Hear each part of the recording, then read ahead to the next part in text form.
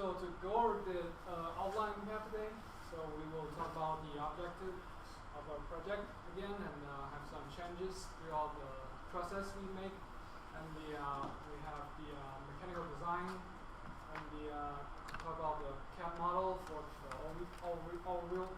And we will talk about the electrical design and doing some testing and results and some eliminations of our project. And some warnings when we operate our 3D printer, and make a short summary and save the time for questions. So for the objectives we have, our goal is to build a 3D printer to be able to print a chocolate that represent the user inputs, and also be in regular size so that we can use in the residential settings. And the most important is that we are able to print a chocolate of 1-inch cube within 15 minutes. And we also be able to operate it by a non-technical person due to the simple interface that we have. And finally, that we be able to clean it and sanitize it after each print. And for the changes throughout the process we have, it divides into two parts. For the mechanical parts, we're using a body of DaVinci 3D printer, and also we choose to use a molding system so that the chocolate will actually come through heated tube. For the electrical parts, we using the simplified 3D to input the design. And we're also using the model stall detection, and we're using sensorless foaming that will be talked about in the later sections.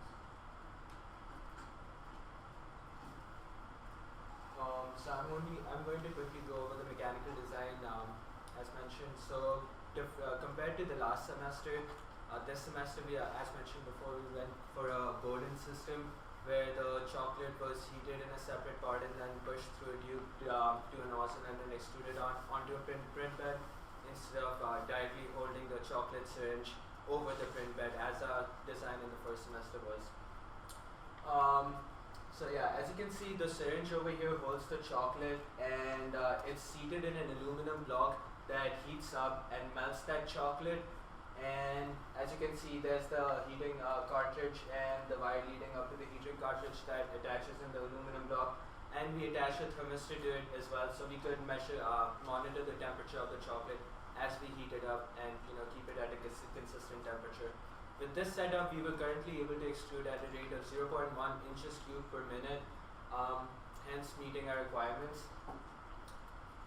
Just going a little bit more, we wanted to hold the chocolate at 33 degrees Celsius plus minus 3 degrees Celsius, as we found this was the optimum temperature to extrude the chocolate at and print.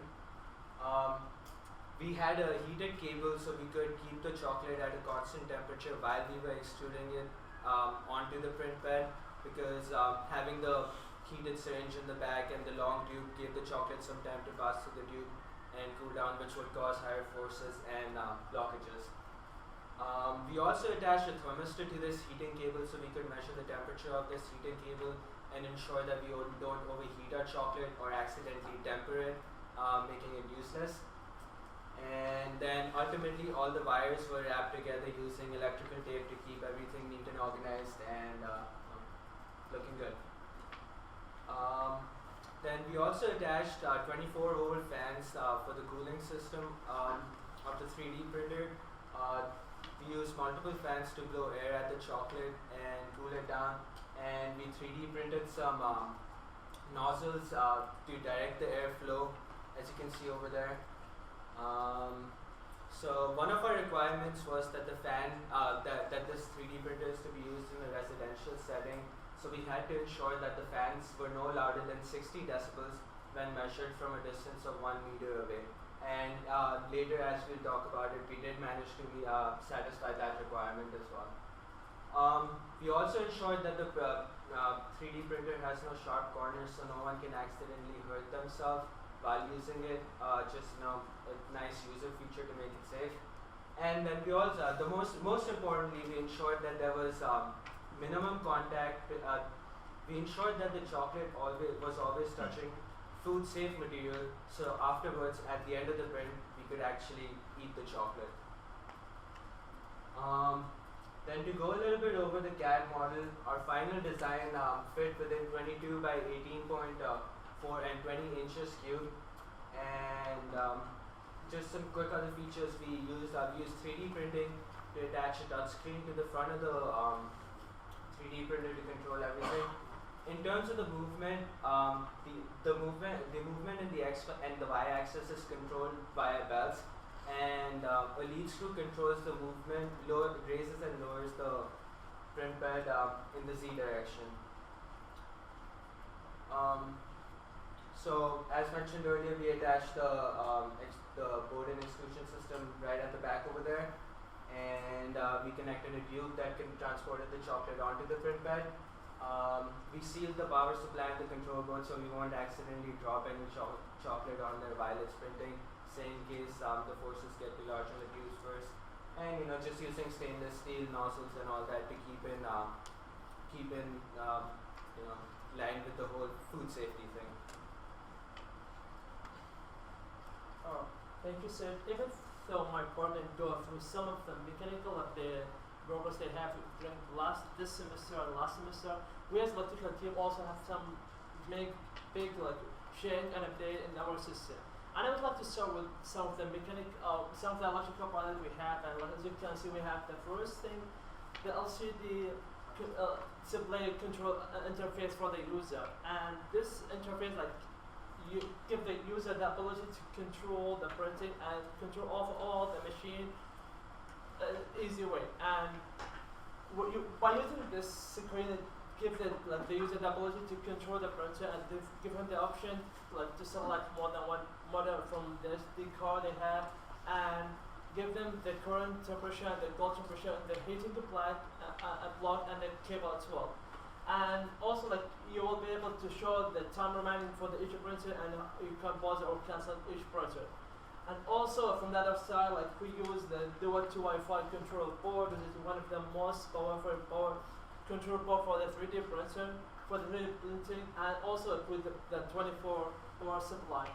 And as you can see from the outside framing, the user has the ability to control or easy access to turn off or on the printer in easy way from the outside format. And also to upload the SD card or any type of model, the customer has two options whether to use the SD card, the one that we have inside the Web2 Wi-Fi board, or they can use any other SD card and say open the cover for the machine in the back. They can install the SD card outside in the user interface display. And one of the other changes that we made in our system was, since we use the DaVinci printer, and we know that we figured out that the industry that sell the access when they are home, they will now work with the Duo 2 Wi-Fi. We decided to use one of the greatest features for the Duo 2 Wi-Fi, which is going to be the home sensorless homing. And that's worked by reducing the current for each motor to a half or less, and count the step for the motor. And when the motor skip one step or hit something, it's up, this is home right now, let's make this home. And we can't fix this, we have to go through the wrap conversion tool, and we have also to change the code in the main file on the SD card by reducing the current to half and reactivate the sensor home, and we're pushing the axis all to the right side, and when it hits the end itself, this is home right now, and make this home, then we have to make sure that we retain the current for each model to 100% to make sure we have accurate or correct printing while the printing. And one of the other things that we also changed during this semester is using the Simply 3D program. Even though we write the code for our program in the first and the second demonstration, and that takes a long time. We have to use the Simply 3D, which is easier and faster for us, which is a program that communicates between the computer and the 3D printer to send this to send like the design and be able to print it, or the other way like to convert the file from the STL to G code that the printer be able to read it. And by using the Simply the 3D, you're gonna be able to upload any type model we have in the CAD to 3D printer, and you will be able to select more than one model once at a time, and you will be able to see you're gonna be able to have the ability to select the speed and the time remaining for the printer. And one more thing that we have struck in the last 2 weeks was to figure out the connect or the right extrusion constant that we need for the printing. As we mentioned last week, we go like this is like the step per millimeter for the X and Y, which means like for every time we press like to send a one command in the user interface, that the step will like routine it will go each step to reach 1 millimeter, and we figure out the best result that we got for the extrusion was to make it from 400 to 6.7 to get the best result.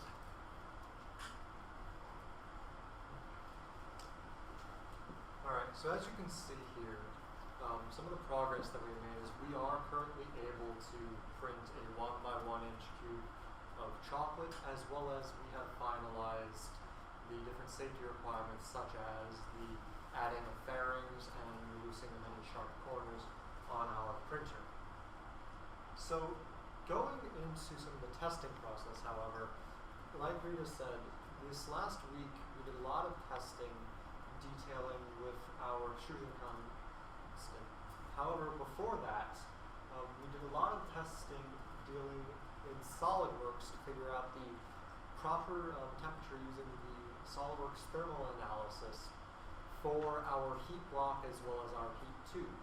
This allowed us to set our max temperature in our Simplify 3D software, thus allowing us to melt the chocolate just enough to not have it be over tempered and to not have it be solid. So after this, however, we did want to go through an iterative test just kind of as a double test to verify the SolidWorks standard that we were given. So, and as you can see, our picture here on your guys' left is the heat model for our heat block in SolidWorks. As you can see, the syringe, the blue, where it is not in contact with the heat block, maintains a cooler temperature. That way you don't have heat creeping up into your motor or electrical components. And the block orange maintains the temperature of your chocolate. So going in a little more detail, in regards to the testing that we have done as of recently, we recently went through and verified our test plans. So in our test plan, we were required to adequately print the 1 inch cube in under 15 minutes, maintain a resolution of or better than 0.019 inches in the X, Y, and Z axes, maintain a decibel reading of less than 60 decibels at 1 meter away from any surface on our printer, as well as adequately melt and hold the temperature of our chocolate for the duration of any of our prints. So some of the results from these is that we were able to successfully complete all of these requirements minus our resolution. So on average for our test time or our print time, we were getting about 8.9 minutes to complete a 1 inch cube of chocolate with our current flow rate, as well as averaging 58 decibels from 1 meter away and maintaining our temperature to within plus minus 0.5 degrees Celsius average. However, for our resolution, we were measuring on average about 0.039, which is a little over and under, depending, a 1 millimeter resolution. So this kind of goes into some of our limitations of our machine. So not every machine is perfect, and neither is ours.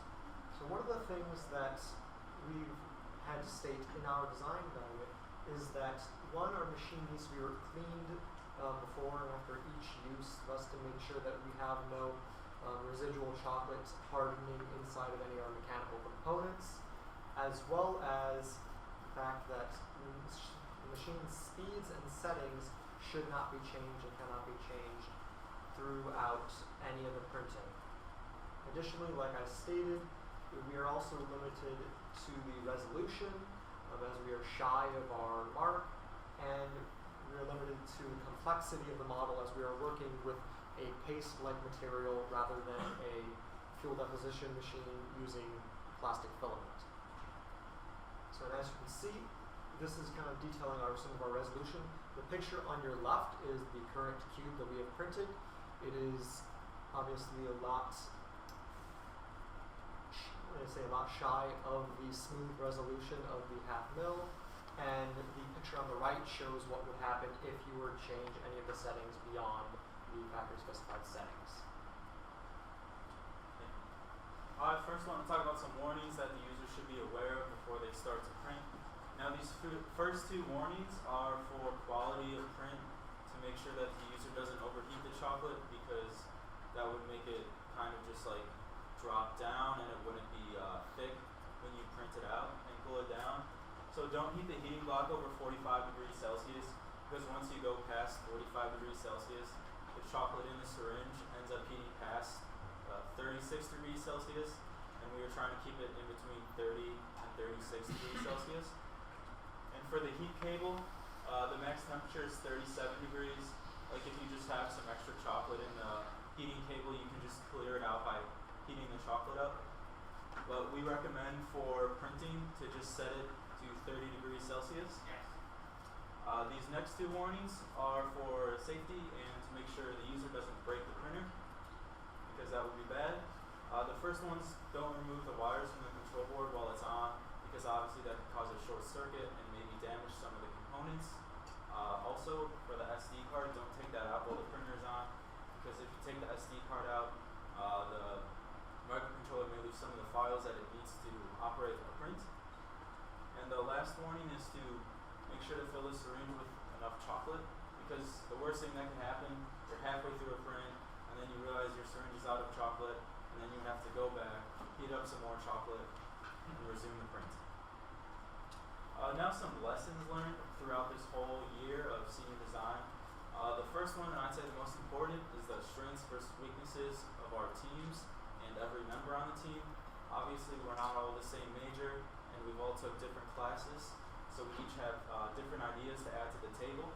And there may be at some point where I've been working on it for a couple hours, and then Rita or some other member comes in, offers a new solution that he just thought of that I didn't even think of.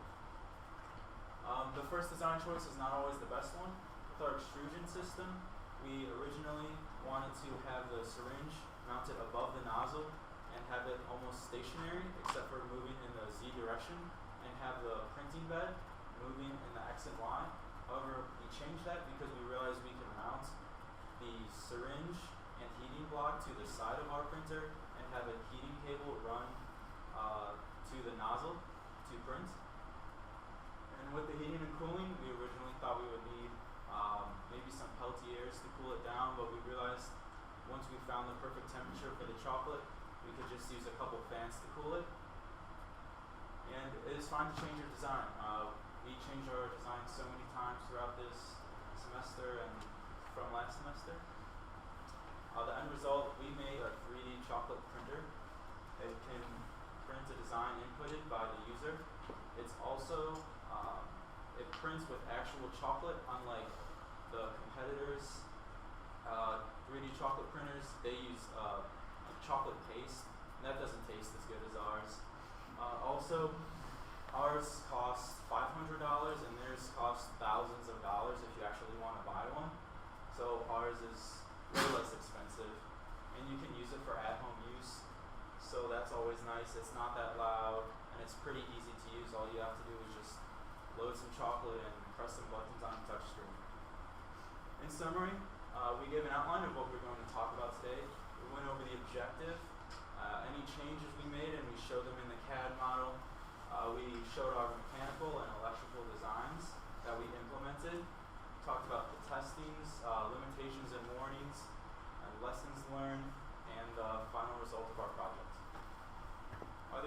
questions?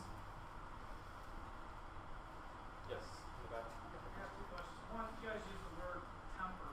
Can someone explain what temper is? And then the second question is, how does temper affect the food material of the chocolates, and did you try any other resources for that?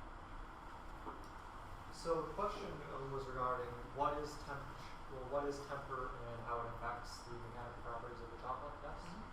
So chocolate is similar in terms of temper like steel, where depending on how you're cooling and the profile of the cooling or heating of your chocolate, you can realign the crystalline structure in it, thus making it either more brittle or more ductile. With chocolate, the most desirable aspect is you want the hard kind of snap or the more brittleness of chocolate. This also aids in the actual cooling. Properly tempered chocolate cools a lot quicker and maintains its rigidity a lot more at the lower temperatures, whereas improperly tempered chocolate takes a lot longer and has to be chilled to even lower temperatures before it becomes adequately solid enough to be used. So that was kind of what we were trying to maintain. We wanted to have the chocolate that was properly tempered, thus reducing the time and the energy needed to cool our chocolate to be able to print over top of the next layer.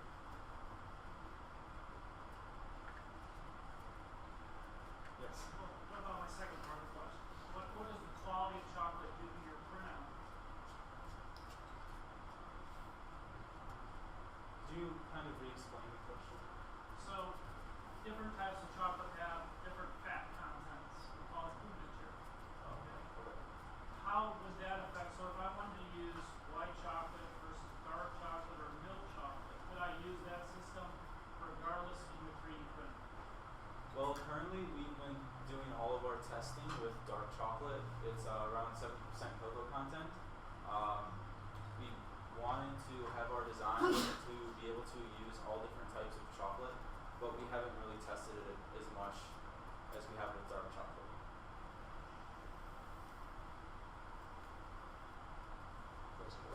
How would you modify your design to make it more user-friendly for someone that's not familiar with 3D printing? So he is asking how we can make it more user-friendly for someone who's never 3D printed before. On our touchscreen, we can make an option for macros, and we can set some of those macros to just heat up the chocolate to the right temperature, so they don't even have to worry about setting it themselves. Or we could have another macro that just starts the print for them, so they don't have to find their way throughout the touchscreen. Any other questions?